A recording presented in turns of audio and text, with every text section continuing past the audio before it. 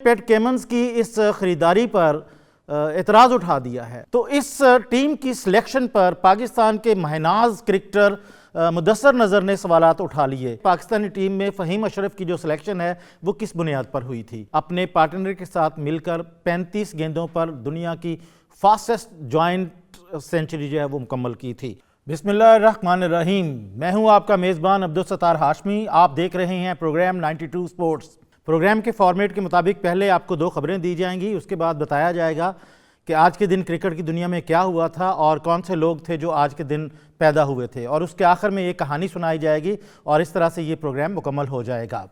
Programme کے پہلے segment کے مطابق جو خبریں ہیں تو میرے پاس ناظرین آپ کے لیے 2 خبریں ہیں۔ پہلی خبر تو یہ ہے کہ آئی پی ایل میں مہنگے داموں بکنے والے پیٹ کیمنز ان دنوں بڑے خوش ہیں، اور ان کی خوشی میں ان کے خاندان کے علاوہ ان کے مداحن کی بڑی تعداد بھی ان کے ساتھ شامل ہے۔ لیکن جہاں خوشی ہوتی ہے وہاں اکثر لوگ جیلس بھی ہوتے ہیں، تو ان کی جیلسی کی ایک خبر سامنے آئی ہے، اور وہ خبر یہ ہے کہ ان کے ہی ہم وطن ایک کھلاڑی گلپسی، انہوں نے پیٹ کیمنز کی اس خریداری پر اعتراض اٹھا دیا ہے۔ وہ یہ کہتے ہیں کہ پیٹ کیمنز تو فاسٹ بولر ہیں ٹیسٹ میچ کے، اور ان کا T20 سے کیا لینا دینا، اور انہیں کس سلسلے میں جو ہے وہ 20 کروڑ 50 لاکھ میں خریدا گیا ہے۔ گویا گلپسی نے پیٹ کیمنز کے فارمیٹ پر اعتراض اٹھایا ہے کہ ایک ٹیسٹ بالر کو آپ T20 فارمیٹ میں اتنا مہنگا کیسے خرید سکتے ہیں، لیکن اس سے انہیں کوئی فرق نہیں پڑتا، اس لیے کہ پیٹ کیمنز جو ہے نا وہ ایک نام ہے کامیابی کا، پہچان ہے آپ کی کامیابی کی، تو اس لیے میرا خیال ہے کہ پیٹ کیمنز ایسے لوگوں کی خبروں کو خاطر میں نہیں لائیں گے یا ان کے تبصروں پر بھی تبصرہ کرنا پسند نہیں کریں گے۔ تو پہلی خبر تو آج کی یہ ہے، اور دوسری خبر یہ ہے کہ پاکستان ٹیم جو آسٹریلیا میں کھیلنے گئی ہوئی ہے اور ایک ٹیسٹ میچ ہارنے کے بعد اب ان کا اگلا ٹیسٹ 26 دسمبر کو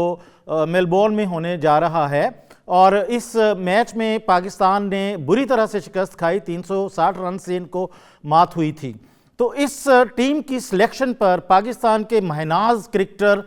مدثر نظر نے سوالات اٹھا لیے۔ ناظرین، آپ جانتے ہیں کہ مدثر نظر جو ہیں وہ کلر بلائنڈ پرسن تھے، ان کو رنگوں میں فرق نظر نہیں آتا تھا، لیکن اس کے باوجود ان کی بیٹنگ بہت شاندار تھی،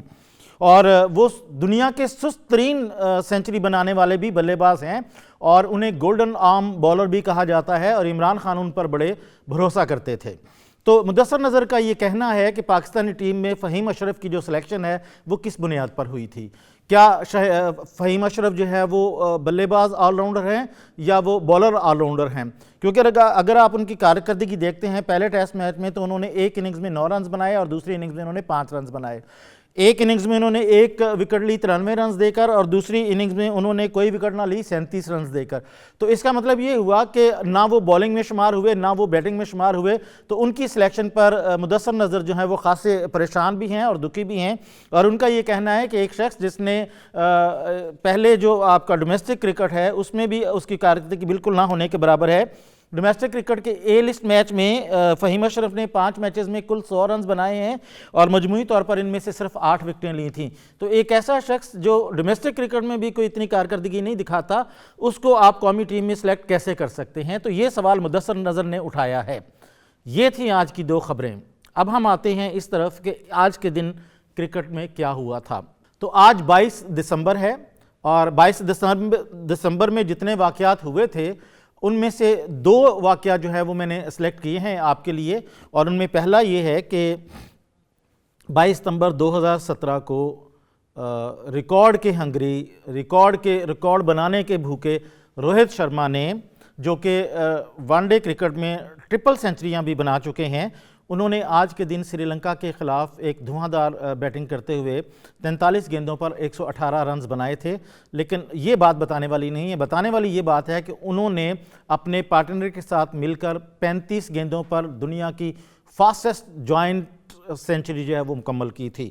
اور یہ میچ جو ہے یہ سری لنکا کے خلاف ہوا تھا، جس میں ہندوستان نے 260 رنز بنائے تھے اور سری لنکا کی ٹیم 172 رنز پر آؤٹ ہو گئی تھی، اور اس طرح بھارت کو 88 رنز کی فتح نصیب ہوئی تھی آج کے دن۔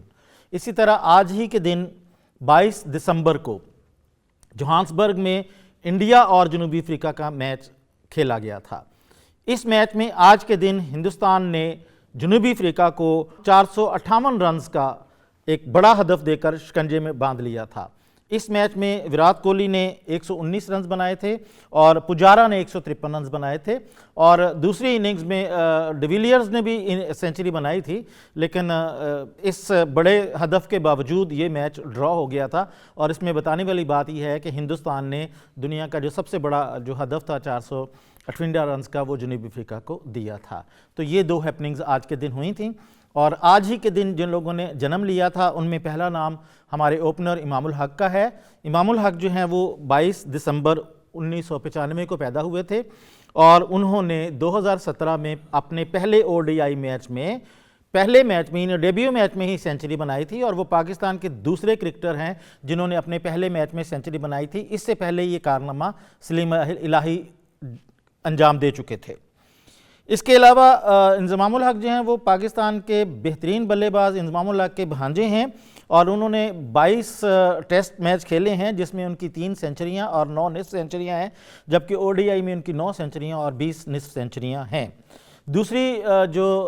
ولادت ہے یا دوسرا جو برتھ ڈے ہے وہ وزیر محمد کا تھا۔ وزیر محمد ان 5 بھائیوں میں سے ایک ہیں جنہیں آپ محمد برادرانس کہتے ہیں۔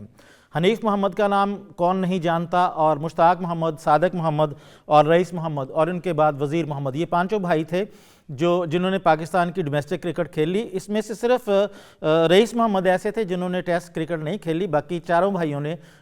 ٹیسٹ کرکٹ پاکستان کی طرف سے کھیلی ہے۔ اور یہ جو وزیر محمد جو آج کے دن پیدا ہوئے تھے، انہوں نے ویسٹ انڈیز کے خلاف اپنے پہلے ہی میچ میں 167 کی اننگز کھیلی تھی، یعنی 1957 اور 58 میں یہ ویسٹ انڈیز گئے تھے تو وہاں پر انہوں نے سینچری بنائی تھی۔ اور ان بھائیوں کی جو کامیابی ہے ان کے پیچھے ان کی والدہ کا ہاتھ تھا۔ امیر بی بی جو تھیں وہ ان کا بڑا خیال کرتی تھیں اور باقاعدہ ان کی ڈانٹ ڈپٹ کرتی تھیں اگر یہ پریکٹس پہ نہیں جاتے تھے۔ تو میں اپنے ادارے اور اپنی طرف سے وزیر محمد صاحب اور امام الحق کو دل کی گہرائیوں سے ان کی جنم دن کا مبارکباد دینا چاہتا ہوں۔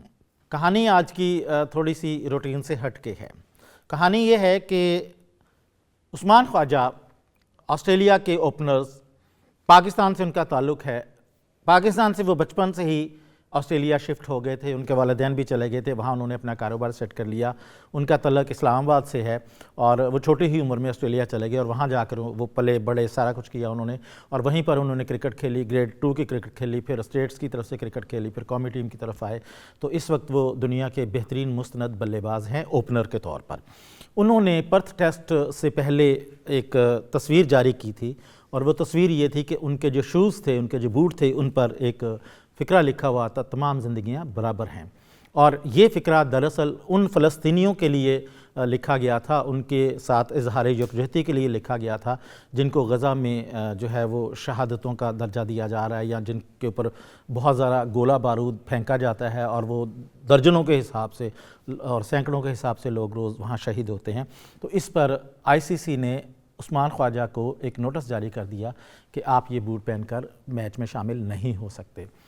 عثمان خواجہ نے اس بات کو مان لیا، اور انہوں نے جب وہ بیٹنگ کے لیے آئے اور جب وہ فیلڈنگ کے لیے آئے تو انہوں نے اپنے بازو پر کالی پٹی باندھی ہوئی تھی۔ یہ کالی پٹی دراصل ایک احتجاج تھا ان بے گناہ اموات کے خلاف جو غزہ میں ہو رہی ہیں، جہاں اسرائیل جو ہے وہ ظلم کے پہاڑ ڈھا رہا ہے۔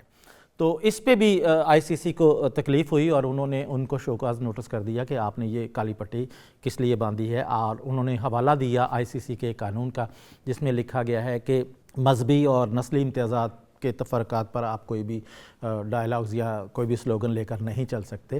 تو اس پر خواجہ صاحب نے یہ جواب دیا کہ یہ کوئی نسلی امتیاز کی بات نہیں ہے، اور نہ ہی ایک مذہبی منافقت ہے، بلکہ یہ تو انسانی حقوق کی بات ہے۔ میں اس آواز کو بلند کرتا رہوں گا، اور اب ان کو سرزنش کی گئی ہے ان کی، اور یہی ان کی سزا کہی گئی ہے۔ ICC کے قانون کے مطابق اگر ایک کھلاڑی ایک غلطی 3 دفعہ کرتا ہے تو پھر اس پر پابندیاں عائد ہوتی ہیں۔ تو اس کا مطلب یہ ہوا کہ ابھی تک وہ پابندی کی زد میں نہیں آئے، اور وہ 26 دسمبر کو ہونے والے ٹیسٹ میں کھیلیں گے۔ اچھا ناظرین، اب سوال یہ ہے کہ یہ جو ICC ہے اس نے یہاں پر تو یہ اپنا دکھا دیا، اپنا آپ دکھا دیا، لیکن میں یہ سوال کرتا ہوں کہ ICC اس وقت کب تھی، کہاں تھی جب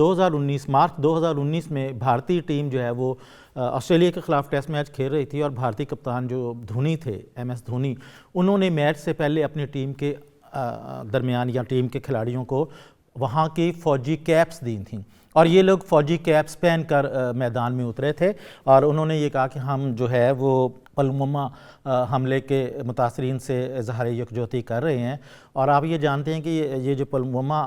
حملہ تھا اس کا بھی سارا کٹھا چٹا جو ہے وہ باہر آ چکا ہے، لیکن اس وقت جو دھونی نے ایک خلاف ورزی کی تھی کہ فوجی کیپس جو ہے وہ دے کر اپنے کھلاڑیوں کو کھلایا تھا، اور لیکن پھر مزے کی بات یہ ہے کہ یہ انڈیا میچ جو ہے وہ 35 رن سے ہار گیا تھا، تو گویا ان کی فوجی جو کیپس تھیں وہ بھی کام نہ آئیں۔ تو آئی سی سی اس پر کیوں خاموش تھا؟ اس کا جواب چاہیے مجھے۔ اچھا، اس کے علاوہ آپ دیکھیں کہ اور بھی بہت سارے کھلاڑی ہیں، بلکہ کھلاڑیوں کی ایک طویل فہرست ہے جو فلسطینیوں کی حمایت کرتی ہے۔ اس میں آپ دیکھیں اعظم خان نے نیشنل T20 جو ابھی ہمارا ٹورنامنٹ گزرا ہے اس میں انہوں نے اپنے بلے پر فلسطینیوں سے اظہار یکجہتی کے لیے ایک سٹکر لگایا تھا، تو امپائرز نے اس سٹکر کو اتروا دیا اور ان پہ میچ فیس کا بھی جرمانہ کیا، لیکن بعد میں یہ جرمانہ ان سے واپس لے لیا گیا۔ تو اس کا مطلب ہوا کہ اعظم خان کا بھی جرم وہی تھا جو عثمان خواجہ کا ہے۔ اس سے پہلے ورلڈ کپ میں آپ نے دیکھا کہ محمد رضوان نے فلسطینیوں کے حق میں ایک بیان جاری کیا تھا، اور آئی سی سی نے انہیں بیان واپس لینے کے لیے کہا گیا، لیکن رضوان نے یہ بیان واپس نہیں لیا تھا۔ اچھا، اب آپ یہ دیکھیں کہ یہی ورلڈ کپ جو 2023 تھا اس میں بھی آپ نے دیکھا کہ احمد آباد میں ایک میچ ہو رہا تھا انڈیا کا، اور ایک لڑکا جو ہے وہ ہندوستانی انتظامات کو تہس نہس کر کے جنگلہ پھلانگ کر میدان میں کود گیا اور بھاگتا ہوا وراٹ کوہلی کے پاس جا پہنچا، اور وراٹ کوہلی سے وہ بغل گیر ہوا، لیکن اس سے پہلے وہ فلسطین کا جو جھنڈا ہے وہ لہرا چکا تھا، اور اس نے بعد میں وہ گرفتار ہوا تو اس نے کہا کہ میں فلسطین کے ان مظلوم لوگوں کی حمایت کے لیے یہ ایسا کیا ہے، اور تاکہ میری آواز پوری دنیا میں پھیلے۔ تو اب آپ یہ دیکھیں کہ یہ کچھ مثالیں ہیں جہاں کھلاڑیوں نے فلسطینیوں کے ساتھ اظہار یکجہتی کیا۔ میں کچھ نام لیتا ہوں، کچھ پلیئرز کے نام لیتا ہوں، انہوں نے بھی بڑا وائڈلی اس پہ اپنی رائے کا اظہار کیا ہے، اور انہوں نے کہا ہے کہ غزہ میں جو بے گناہ قتل ہو رہے ہیں ان کو روکنا چاہیے۔ اس میں سوریا کمار یادیو ہندوستان کے ہیں، محمد رضوان کا میں نے ذکر کیا، گلین میکسویل نے بھی اس پہ اپنی رائے دی، آندرے رسل، کے ایل راہل کورٹنزنی اور جیمز نیشن اور شکیب الحسن، جے روٹ، راشد خان، ٹیم ابو اما اور شاہد افریدی کے علاوہ ڈیویلیئرز نے بھی اپنے اپنے بیانات میں فلسطینیوں کے ساتھ بہت اظہار یکجہتی کیا ہے، اور ان کا یہ کہنا ہے کہ وہاں پر جو بے گناہ قتل ہو رہے ہیں ان کو روکنا چاہیے، اور اگر انسانیت کے لیے یہ لوگ اپنی آواز بلند نہیں کر سکتے تو پھر آپ کہاں اپنی آواز لے کر جا سکتے ہیں۔ تو میں یہ سمجھتا ہوں کہ خواجہ عثمان نے آئی سی سی کے سامنے ڈٹ کر